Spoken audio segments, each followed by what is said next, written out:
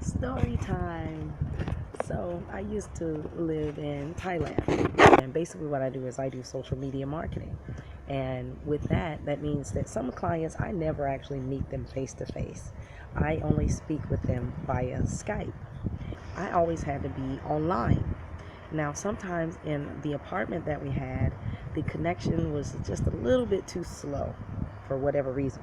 So in Bangkok, the cafes never, most of them never closed. So I and Emmanuel would go to the cafe, and I would just be there really all night because I'm not only trying to be there all night for the good internet connection, but I'm also trying to catch my client as they are online, or there's a specific time frame that we have where we're supposed to speak.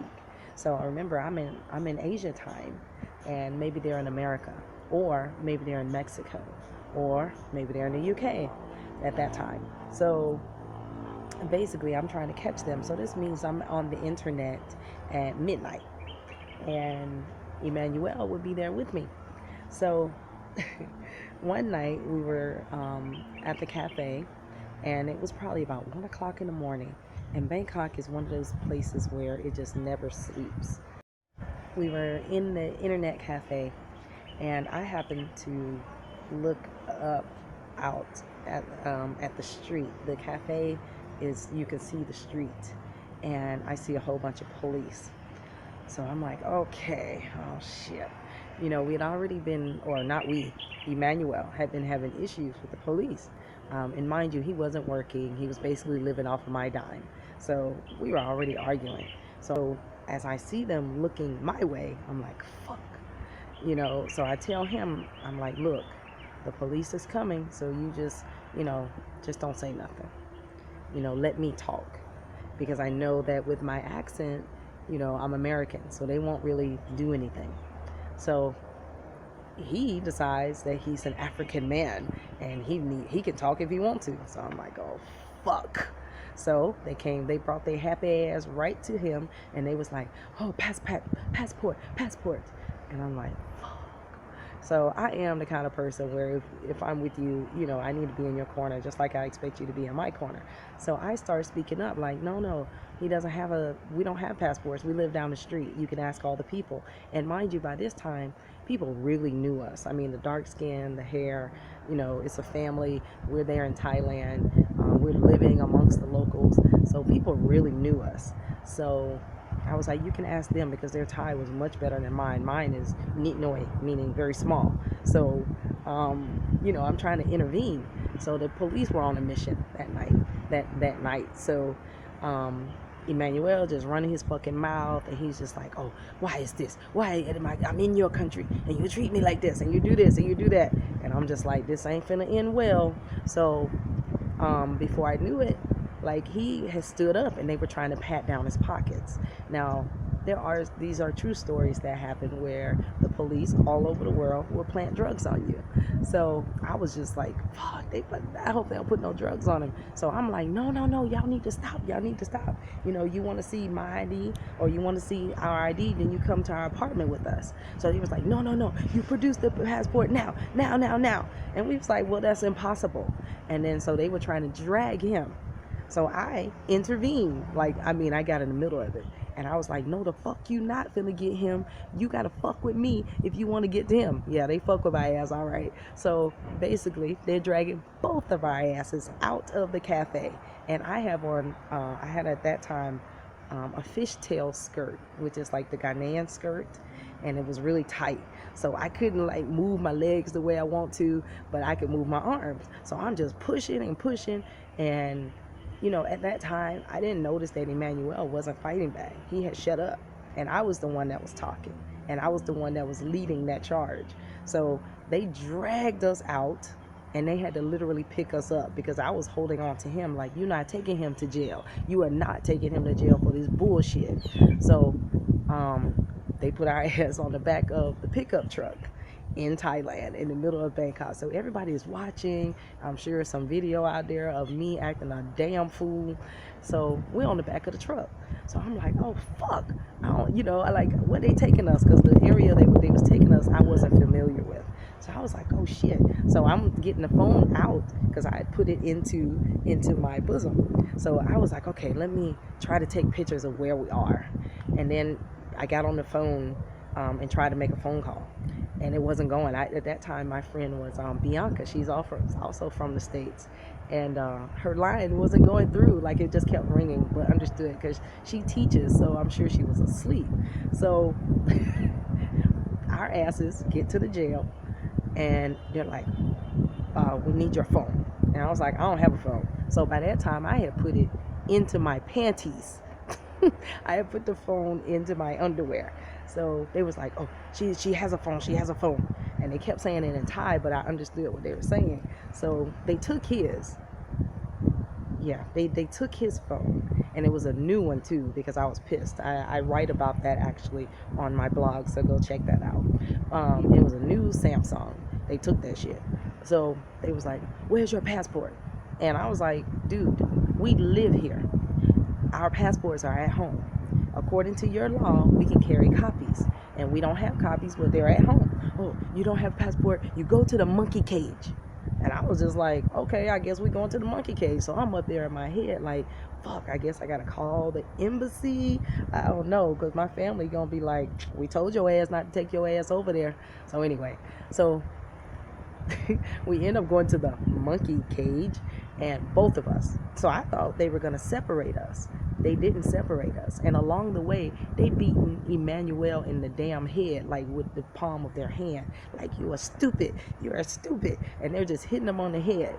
And I'm just yelling and screaming. I'm like, y'all motherfuckers. Y'all keep fucking with us. Like, I was like, take these damn handcuffs off me. I'll beat your ass. So, I noticed Emmanuel is not talking though. So I'm looking at him and I'm like, he really is scared. And I guess I was scared too, but maybe my fear was coming out through anger. So they beat him on the head on the way to the jail, and I'm thinking that they're going to separate us. They put us in the same jail cell. So I'm up there like, fuck, I got to get, let me tough it up a little bit more with this damn skirt on in this Thai jail. So we get in there, and guess what? These are the nicest drunkard ass people that I have ever met. Like, it was no hardened criminals in there. It was all drunkards, or it was just all drunkards. As a matter of fact, they was so nice. They was like, okay, well, you're over here. Like, they put me in my own section because I'm a lady.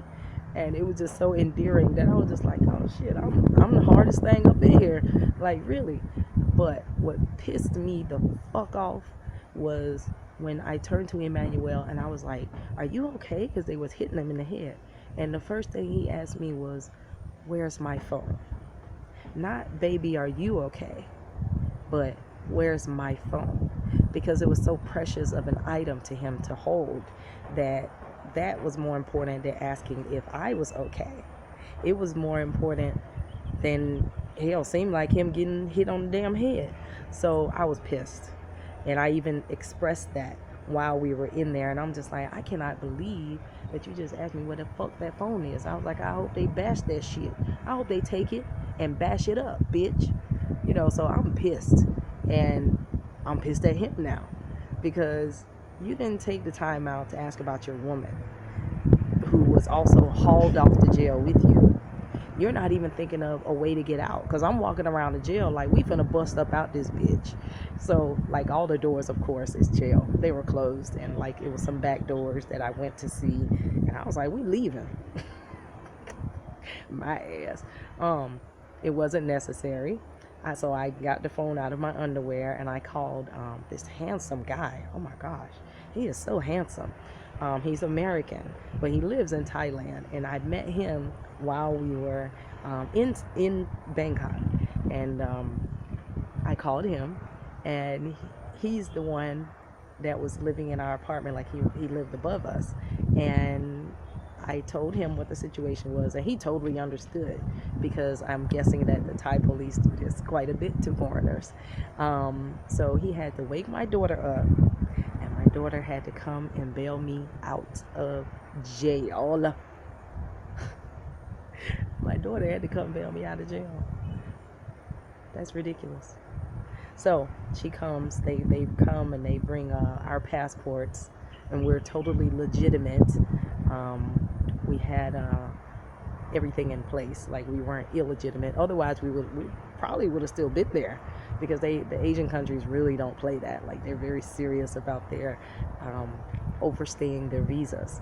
So fortunately, we didn't have that to worry about. It was just our dark hue, and truthfully, the fact that Emmanuel was from Africa that was held against him. And yeah, so we had to pay 500 baht, which is about $15 US dollars. And then that was it. We didn't even sign. We signed a piece of paper. I don't know what the hell that paper said. It was in Thai. I have no idea what it said. I just know, what is his name? I just know Joe, he told me to sign it, and he was just like, just sign it and let's go. You're okay. Are you okay? Like, he was so focused on me that hell, I was just like, damn, you're more concerned about me than this supposed African man. Okay. So anyway, so we got out of jail, and of course Emmanuel is just like, oh, I don't know what I'm going to do. My family is going to be so embarrassed. And I'm just like, man, it's a fluke. It's not your fault. It's not like you were intentionally doing criminal activity. That's how that shit go. You're being profiled for something, and they needed a little change so they can get drunk. So that's how it goes. You know, like, really. And me being from America, I definitely get it. So he was not prepared for that. He was not expecting such a thing to happen, and in that way. So he was kind of devastated, actually. And I was up there like, okay, so what we gonna do is, you want to save face. What we need to do is we need to show up to that cafe early in the morning, because at that time it probably was about 4 o'clock in the morning. And I was like, if we show up, then you kind of show others that you weren't a criminal, that you're not in jail, and that you're not in hiding.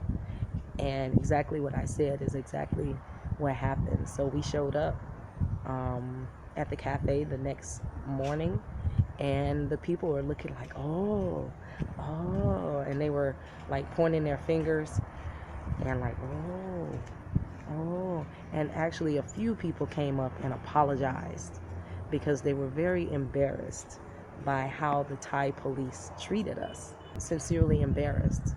I think even like one of the older ladies, she was a vendor outside that we always bought fruit from. She even gave me fruit. And I guess this was her way, because she didn't speak English. This was her way of saying, sorry, we have idiots in this country. So it worked, like what I said. We went back in the cafe, and we just stayed for an hour, just like I said, to save face, because it was so important to him. But I didn't give a shit. I was just like, yo, y'all know that shit was wrong. But if I was by myself, I wouldn't have been in a Thai jail. Anyway, that's my story. Yep, everybody has one. When you're going abroad, you're gonna come across all kinds of things. So it's best that you have an open mind and know that that's how it goes sometimes. Later.